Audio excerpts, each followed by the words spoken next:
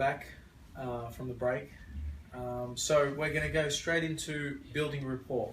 And the first thing I'm going to ask, and I'm going to put it out there, when you hear the word rapport, what's the first thing that comes to you? Thomas, what would you? Rapport is to take a closer look to your partner in the conversation, for example, Yes. and to build up the right settings, Yeah. to make yourself familiar with him, Yes. to make conversation easier. Good. Excellent. Yeah, I think the importance of building rapport is you get someone that meets you where you're at, connects with you, and then once you're connected and you're on that same level, there's a better flow. A flow of energy, a flow of communication, a flow of dynamics in what's happening. And I think if we're talking about heart-centered flow, I believe that we will understand it more when it is a shared discovery process of you don't just sit there by yourself and go, how do I get into heart-centered consciousness? You can do that, but if you're in an organization, it's good to start as a conversation, and then if you do work with other people on this in small groups, I think of course it will grow your understanding of it. I mean, it's a bit like anything else. Yeah. So it goes back talk to about that with your colleagues. Sure, and it goes back to what we said and discussed in communication, where you match and you actively listen to the other person's pattern of conversation, of sensory and so on. So if I was to demonstrate rapport, you can do rapport on many levels. One of the things that you can do to immediately create rapport with someone is match their breath.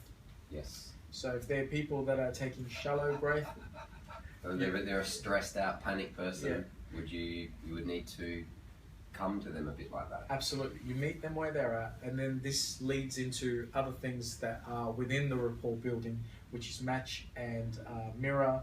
It's also leading and pacing.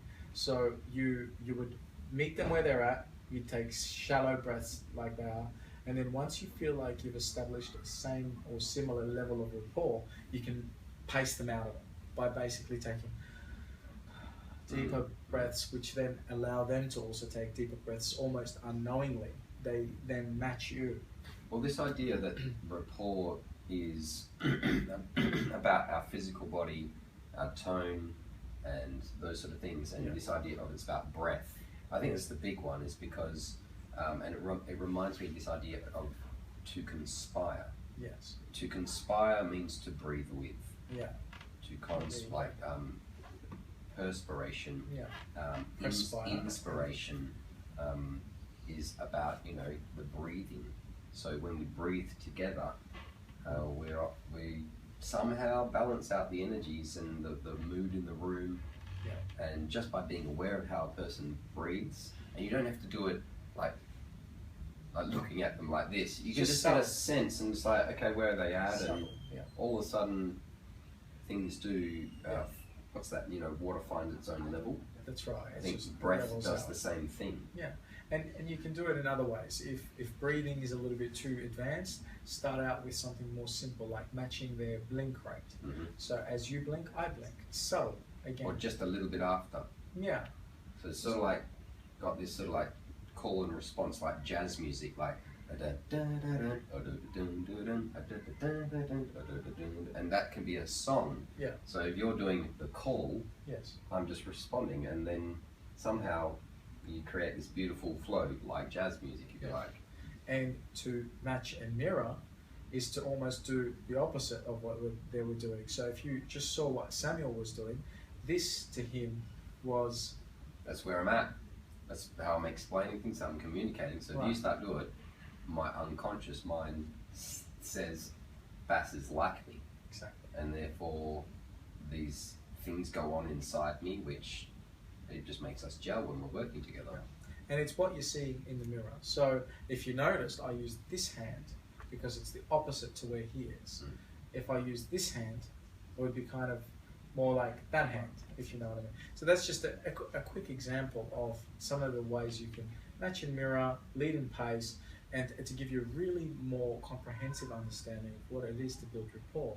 Say, for example, this is one of my favorite examples, a father that is upstairs in their house and he could hear his son who's in distress, who's angry, who's upset, talking to the mother about what had transpired, what had happened for him at school that day. And so that son is angry and he's kind of yelling and he's like, this happened and that happened, and he's kind of screaming. So as the father starts coming down the stairs, he's already thinking about how can he match and build the rapport with his son and take him out of that state. Now, if he came down the stairs and he was really calm and he spoke to his son who's really angry, it wouldn't be a match. And it'd be some sort of like a mismatch, if you like. Mm. But as he's coming down the stairs, he starts to work his state up, work his anger level up. And he goes to his son, he goes, I am devastated. I am so upset to hear about what's happened with you today.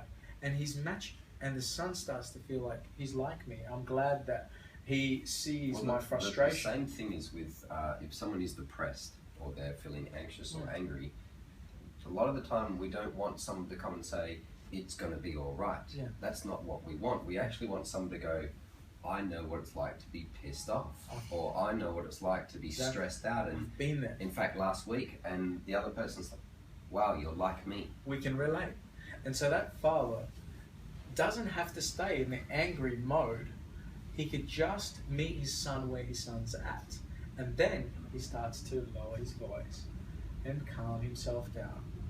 And if he sees that his son starts to calm down, he says, you know, but I'm okay now, and okay, you know, that was traumatic, and that experience at school was pretty upsetting, and More likely to talk calmly. now you can talk calmly without even telling him to talk calmly. And that's a great opportunity there to bring in presuppositions and to dictate reality, like with your words. Once you've got the rapport, then you're much more likely to be able to say, look over here, look over here, and to they're give likely them the to follow. option. And they'll say, oh yeah, okay, yeah, there is the solution, I'll come. Right. Now let's say, back again in that example, if the father starts to calm down and starts to say, okay, so tell me what happened, and tell me a little bit more, and the son is still angry and he's still agitated, and he's like, but the teacher didn't do anything about it, and you know, I actually told him, you know, this is what had happened. The father can go back up again and say, that is devastating. How could that teacher know about that and not actually take action, and how could he not actually tell me more about that, and then calm things down again. And as he calms things down, the son will follow. So the idea is, meet people where they're at. If people are excited, Samuel walks into this room and he's all excited and he's, yes, this is what we're going to do. You can meet him where he's at and go, great, when are we going to do it? Rather than, great, that's excellent.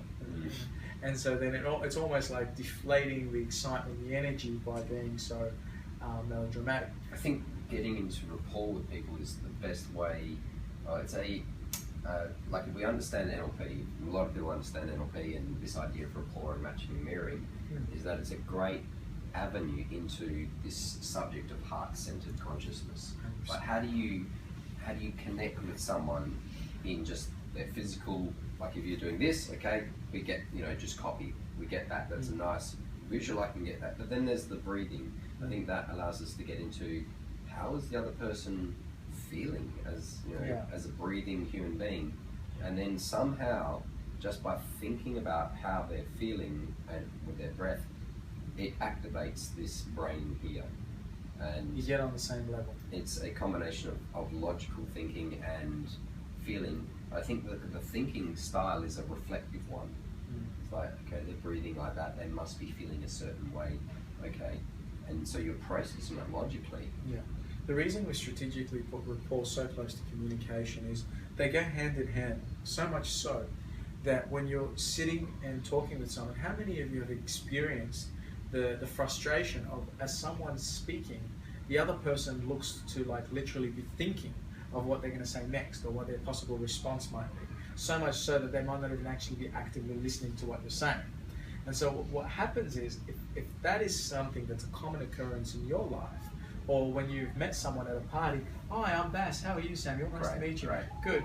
If you're in your mind thinking, oh my God, I've got fruit salad stuck between my teeth, you'll forget what the other person's name is. You won't even capture it. And so by building, and you know, just as so you're saying pick on the fruit salad in their teeth. Right, no.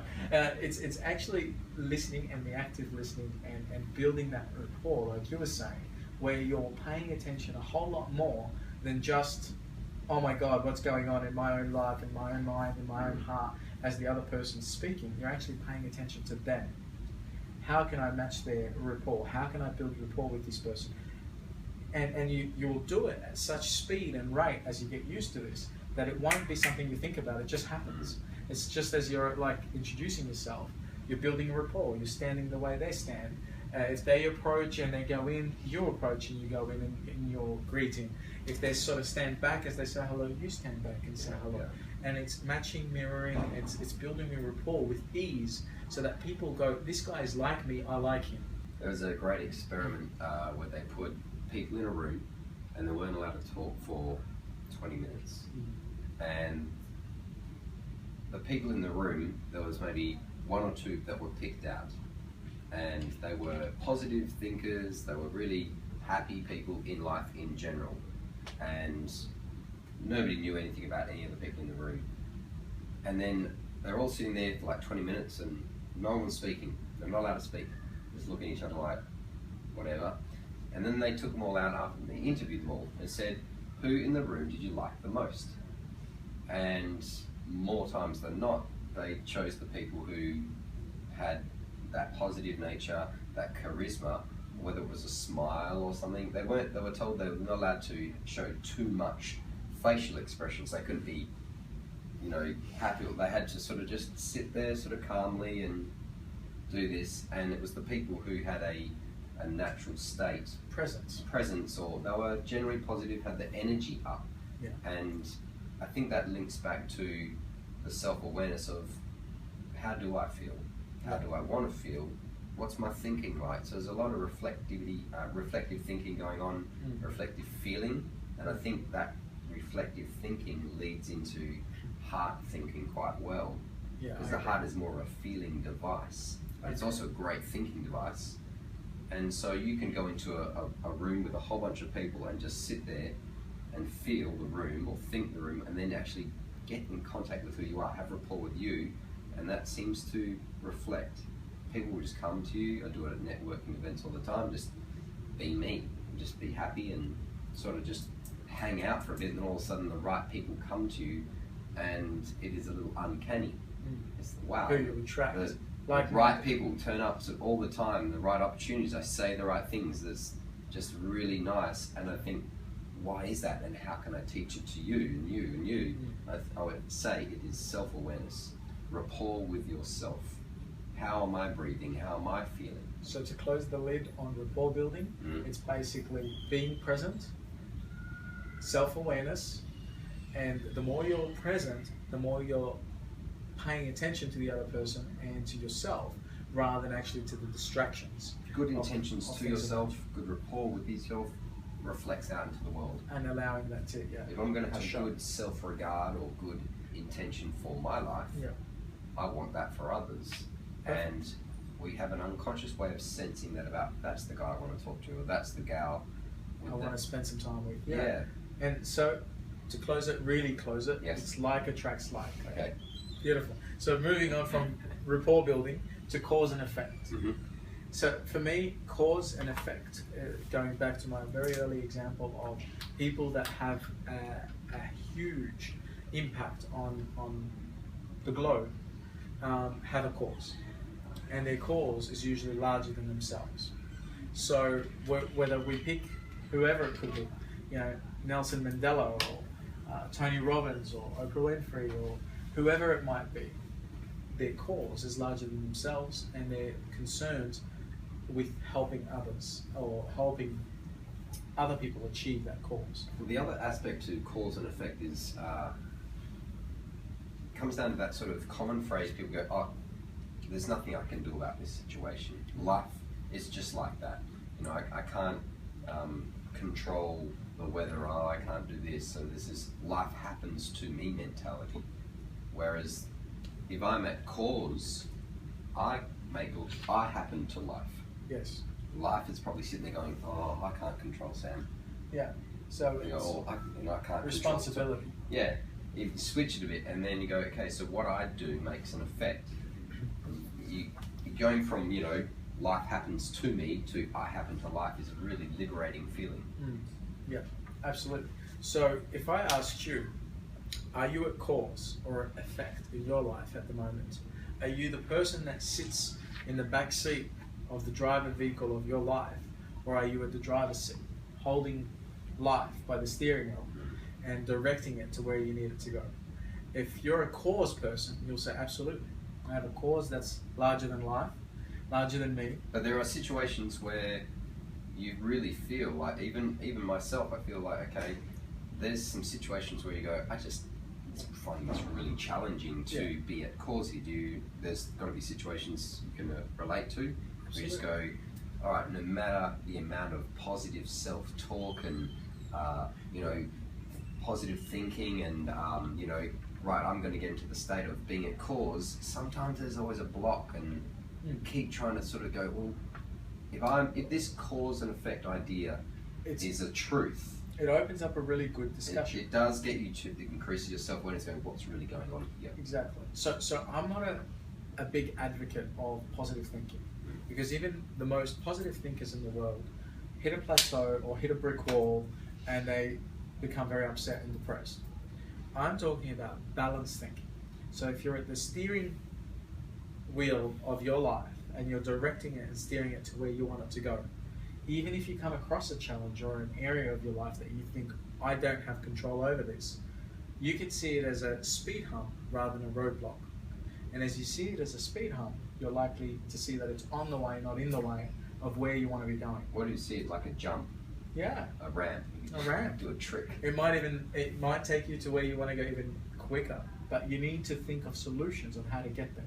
And that's the difference between someone who's at the driver's seat and the steering wheel of their life versus someone who's in the back seat going, I'm affected by this. Yeah. I and can't do anything my about back's against the wall and I don't know what to do and I don't know where this is heading and I don't know who's in control of this car and I don't know where we're going. And there's a lot of I don't knows there. There's a lot of uncertainty. So you could be affected and impacted by what's going on in your life, or you can take charge. And that's what the cause and effect is.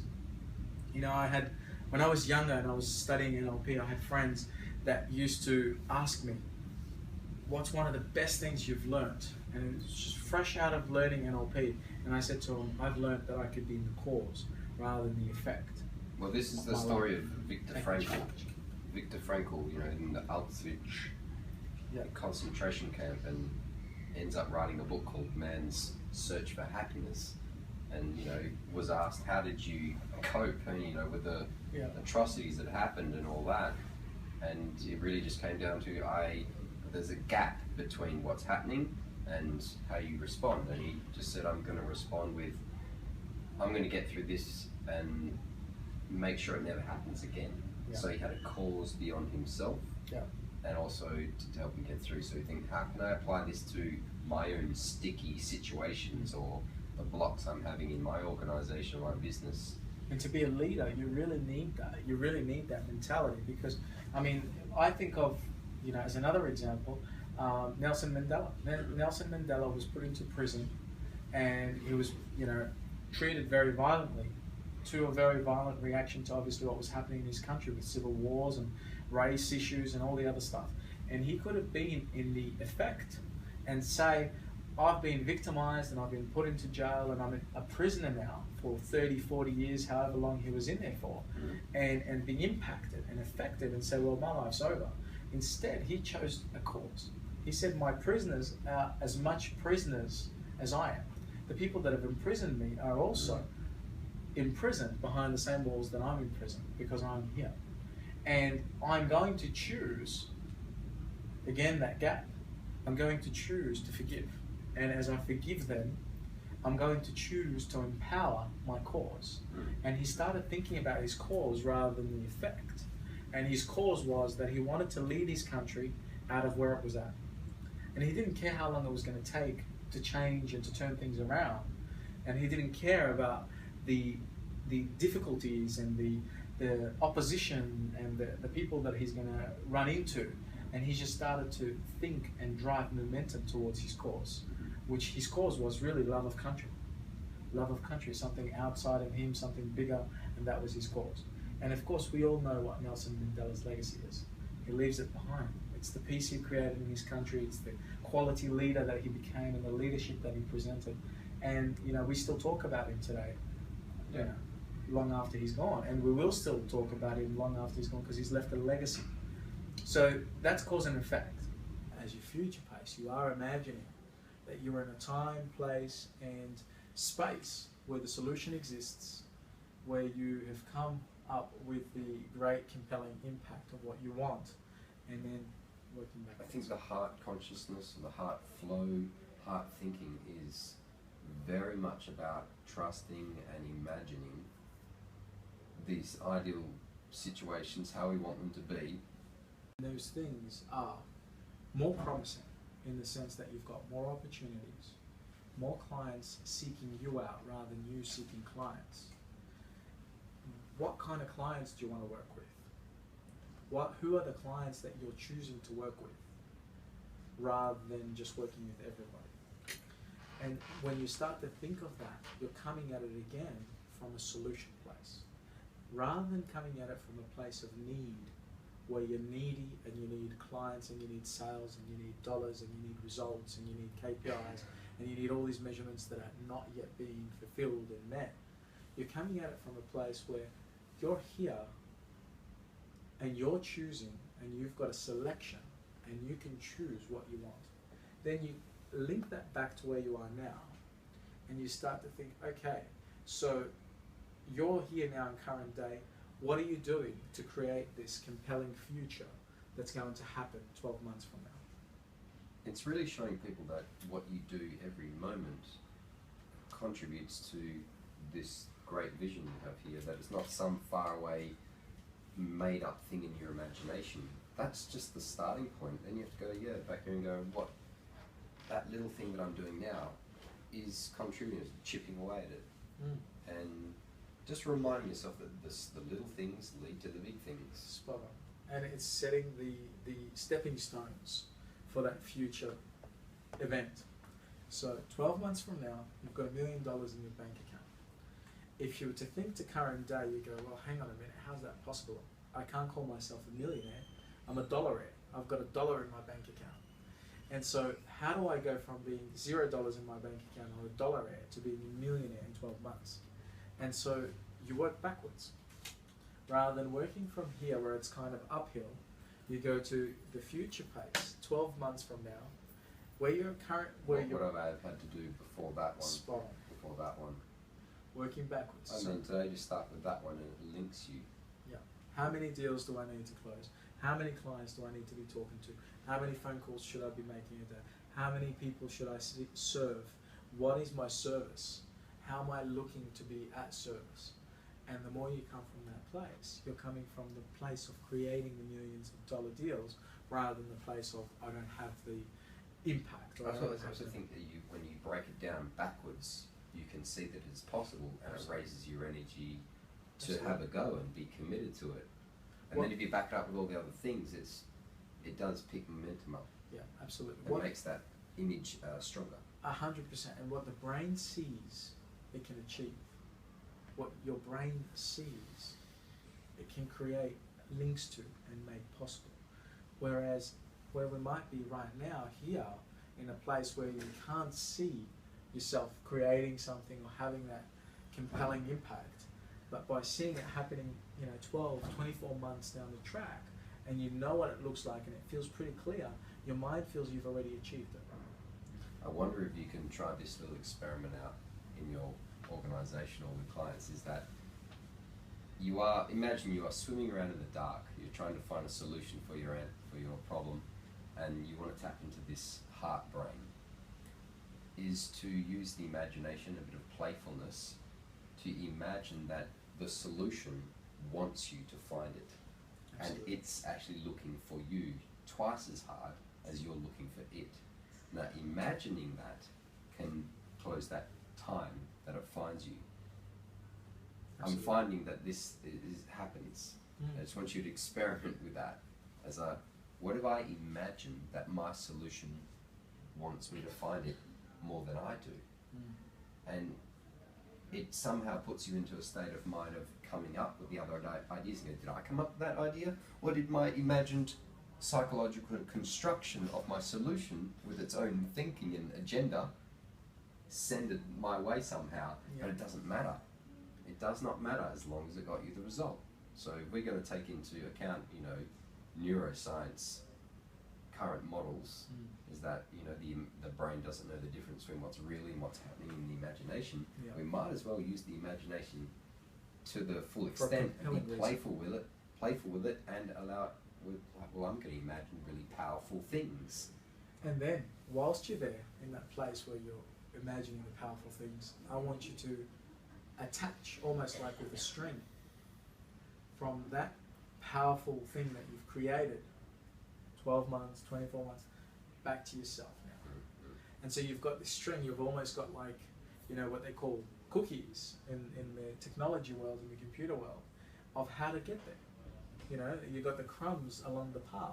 You got that string that ties you from now to where you need to be. It reminds me of this idea that Albert Einstein was trying to figure out a special theory of relativity, and he wanted to know about the nature of light. And so he imagined himself to be flying through the air like a beam of light. So he imagined himself to be the thing that he was trying to understand. Sure. And soon after, he came up with the special theory of relativity, and he has been quoted saying that the imagination is what helped me figure it out. If I imagine that I am the thing I'm trying to understand, Yeah. I can think like it. I So love that. imagine you are your organization's problem. Imagine that you are the problem. And how does the problem, it's like your idea before, going, how could we make the problem worse? Similar idea, imagine you are the problem and go, so what are my values? What would I really like? You know, how could I be solved? Where are my Where are you the know, solutions? weaknesses? Where are my strengths? What should I keep? And just by imagining that you're putting yourself in the shoes of someone else, I love that. your problem, you get a different vantage point. It's not higher or lower, it's just to the side or back here, can sometimes be the thing that makes you go, I didn't see it from that point of view, it was there all the time. So put yourself in the shoes of your problem, Or your or put solution. yourself in the shoes of you in the future. With the solution. Yeah, with Perhaps. yeah, exactly. Yeah. And then you can work backwards. So that was one of my favourite quotes, by the way, with Albert Einstein saying, Did I steal it off you? no, it's not at all. You haven't, but you've drawn me to remember it. Yeah. Basically, he says logic will get you from A to B. Imagination will get you to everywhere else. But look, I'd like to conclude and close Please do. the session today with talking a little bit about the mindset. So we've covered all 7 topics. We talked about presupposition, we talked about unconscious mind, reframing, communication, rapport building, cause and effect, and we closed off with future pacing and the relativity of future pacing, something that you want to create, and linking it to where you are now and almost having a bridging the gap. And even doing the whole modelling of, you know, who's got what I want, what does it look like for them, how can I be, you know, modelling their behaviour, their activity in their life. So to close this off, and I wanted to close it off with what we kind of opened with, which is the mindset and how do you get into this heart flow. When I've spoken in front of different audience, I've asked them, what does the mindset mean to you? What does it look like? Where is your mind? And so some people said, my mind is here. And I said, well, you're half right. That's your brain. And some people said, it's here. Well, you're almost right. But it's actually the connection between here and here. It's the connection actually from here to here. Because some people have it more in this region, some people have it more in this region, and some people have it in this region. You're restricted if you isolate to just here, or just here, or just here. That entire connection, that flow, is the heart-centered flow of your mindset. And it is the flow and the connection of being open to trust and to feel, to trust and to feel, and to trust and to feel. It's almost like being able to point, that's where my heart brain is. Exactly. It might not be here, it's go, I know that I think really well from here. Right. Or from here. It's somewhere Just naming in this it. vicinity. It's somewhere within this. And that It's not in my connection, foot. that flow, well, if you want it to be, but if We that, do say think on your feet, don't we? exactly, if you have that connection and that flow happening, then you've got an openness to create with the brain relativity of thinking and logic and imagination, the trust and the connection from the heart-centered flow that goes out and connects with everything universal, and the grounded sort of gut feel and the intuition, and almost being, this represents to me almost like being earthly and being on earth.